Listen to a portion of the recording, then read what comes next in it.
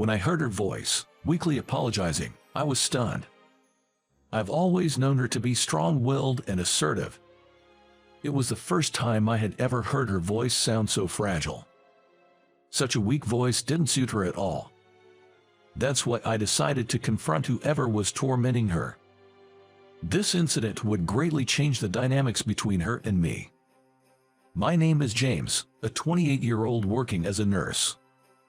Nowadays, my paycheck is steady, and I never have to worry about putting food on the table, but it wasn't always this way.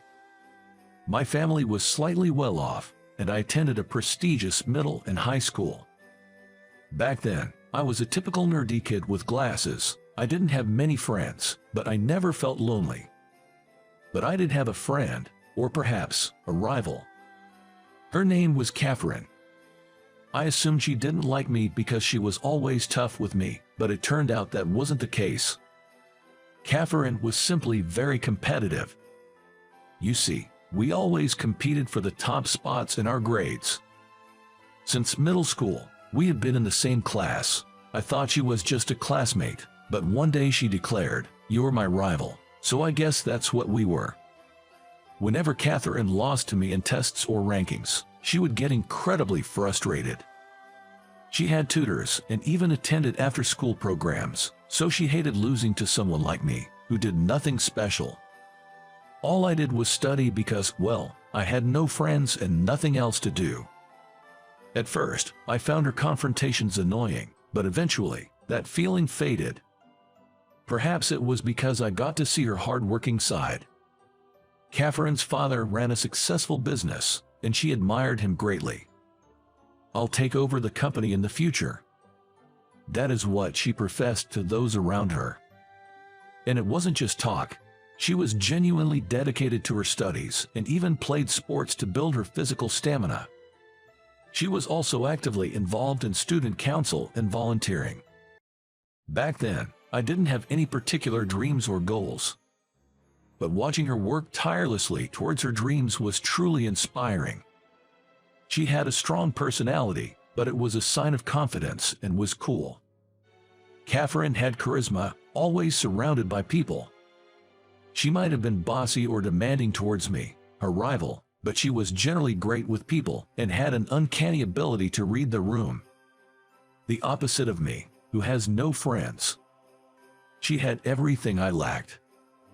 That's probably why I was drawn to her, and thinking back, I probably had feelings for her. But then, a life-changing event happened. The company my dad worked for went bankrupt, and he lost his job. Devastated, my mom's health declined and she was hospitalized. Staying in an expensive private school was out of the question, so I had to drop out of high school. News about my father's company going under and my dropping out spread like wildfire throughout the school. Everyone started treating me like I was delicate. But it was Catherine, of all people, who reached out to me during those times. "Why are you quitting? What about college? You could take out student loans and continue your education." Of course, I had thought about that, but considering our current financial situation and my parents' emotional state, I felt it was hard to continue attending a private high school. I explained this to Catherine, but she glared at me with tears in her eyes. "You were my rival. Why, fine, I hate you anyway." The expression on Catherine's face when she yelled was more of sadness than anger. Being the smart girl Catherine was, I believe she understood my family's circumstances. Yet, she probably couldn't sort out her feelings. I couldn't shed a tear when my parents informed me about the company's bankruptcy, nor when I realized I couldn't continue in high school. I felt I had no choice but to accept it. That's why seeing her, who could express her emotions so freely, felt so refreshing. I eventually dropped out of high school and lost contact with Catherine. I worked part-time jobs to save up money. With my parents' encouragement, 2 years later, I took the entrance exam for another high school and started my high school life over. During my mother's hospital stay, I was inspired by a nurse who took care of her, so after high school, I went on to nursing school. My second time in high school and my time in nursing school were financially tough for our family of 3, but we managed to pull through together. After I started working as a nurse, our financial situation gradually improved, and now both my parents and I live a stable life. Then, in my 4th year of working as a nurse, I ran into Catherine at the hospital. She came in as a patient. At first, I thought, could it be someone with the same name? But when I saw her lying in the hospital bed, it was undoubtedly Catherine, my former classmate. She always had a cute face since our student days, but she had grown even more beautiful as an adult. I thought she probably wouldn't be single for long with all the male attention she might be getting, but I kept that thought to myself. Upon seeing me, Catherine looked surprised, but quickly resumed her assertive expression. "It's been a while since you dropped out of high school, right? Giving up and settling for a life without a diploma. What a loser." Her provocative tone was oddly familiar, making me chuckle. It has been a while. It took me 2 years, but I did return to high school. Thanks to that, I even became a nurse. Upon hearing this, Catherine looked at my badge and smiled just a tad. However, she quickly reverted to her assertive demeanor. "Well, that's great for you. I mean, it doesn't concern me, but good for you, I guess." It seemed she had been genuinely worried about me after I dropped out of high school. I wish she could just admit her feelings. Seems like some things never change. She's still so tough with me, even now. After Catherine graduated from a prestigious university, she joined her father's company and has been working hard ever since. I was genuinely happy to learn she was still pursuing the dreams she talked about in high school. "It's impressive. You always said you'd take over your dad's company. You're really making it happen. Truly amazing." When I said this, Catherine turned her head down. "It's not that big a deal. I still have a long way to go. My dad, he doesn't really recognize my efforts." Her voice trembled, and I couldn't find any words to comfort her. Not wanting to dwell on the topic, I desperately tried to change the subject. Then, I remembered why I had visited her room in the first place. Would you mind if I took care of you while you're here?" She quickly looked up. "Take care. As your primary nurse, I want to help until you're discharged." Catherine bluntly responded, "Fine." But I knew that she was just playing coy.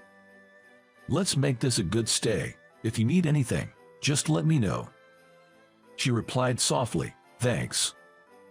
And so, the beautiful girl from my past became my patient.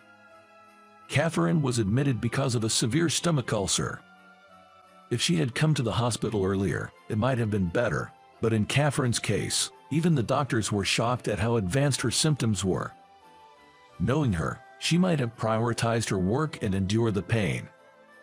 I hoped she could at least have a stress-free stay in the hospital, but for some reason, she was incredibly demanding, but only towards me.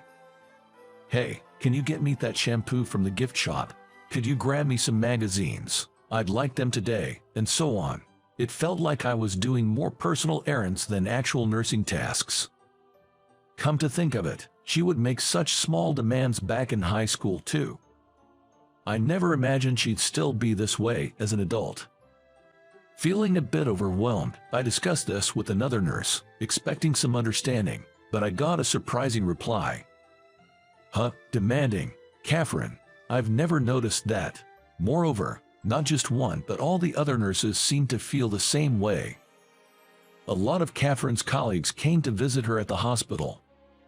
I subtly asked them about Catherine's character at work, and everyone had nothing but praise for her. They said she's efficient at her job and communicates well with everyone, making the work environment smooth.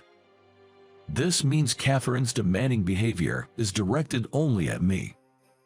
Towards other nurses and people around, Catherine was courteous and had a good reputation. That's why I finally confronted Catherine about her behavior. "Why aren't you this demanding with other nurses? What's wrong with me?" "It's not that. I don't dislike you or anything." For once, even Catherine looked demure. I left her room that day with the air heavy between us. But in the end, she never told me why she was only demanding with me. I think it is too much just because we were just classmates. But the next day, I started to regret a bit. Being hospitalized for so long and taking time off work must be tiring for Catherine. She might just want to be a bit demanding sometimes. I realized that I might have treated her more as a former classmate than a patient. As a nurse, I should first consider the patient's feelings. Thinking I should talk to Catherine again, I went to visit her in her room. But I couldn't enter right away because I heard voices from inside. From the hospital room came the stunned voice of an elderly man. Being hospitalized for a stomach ulcer is an exaggeration. Don't tell me it's because of work stress. Pathetic. Taking time off. I'm really disappointed in you. Dad, Catherine's voice was so weak, I could hardly believe it was her. I guess leaving the company to a woman like you is impossible.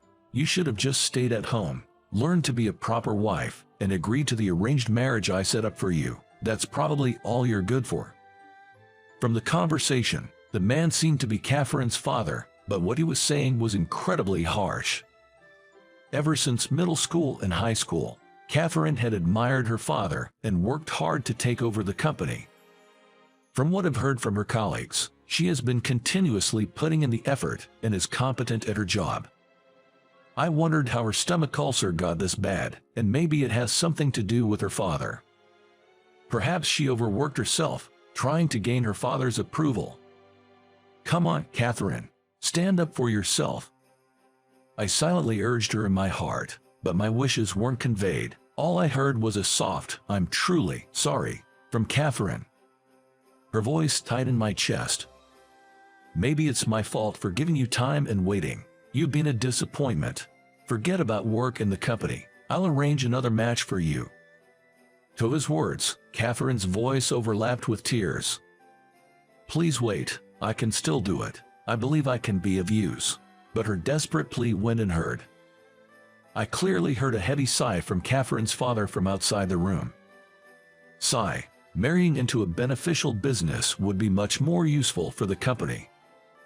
After saying just that, he left without lending an ear to Catherine's pleas. Nurses probably shouldn't get involved in the personal matters of patients and their families. But at that moment, as a friend, I couldn't just stand by and watch him walk away. Wait, please. Ever since she was a student, she's looked up to you and dreamt of taking over the company. She's continuously worked hard for it. Can't you at least recognize her efforts? Catherine's father looked at me perplexed. You're just a nurse, right? It's not your place to comment. I understand that, but as a friend, I tried to persist, but he interrupted. I'm in a hurry, and left. Without a hint of being moved by my words, he left with a cold expression. Back in the room, Catherine was crying. She covered her face with both hands, trying to hide her tears. I'm sorry, I shouldn't have said anything. I apologized like that. In her usual assertive tone, Catherine responded, You really shouldn't have, I'm fine. Then, I held out my right hand to her. Then, show me your hand right now. Huh? Hearing my words, Catherine became hesitant, covering the back of her hand with her other hand. I gently took Catherine's hand in mine. The back of her hand was red. Some spots even looked like they had turned into bruises. Truth be told, since her admission, both the doctors and the nurses had noticed marks on the back of Catherine's hands, as if they'd been pinched. But when another nurse first inquired about it, Catherine seemed to try to hide them. So, the hospital staff was waiting for the right moment to ask her again. And just a short while ago, I accidentally saw it through the small glass on the door.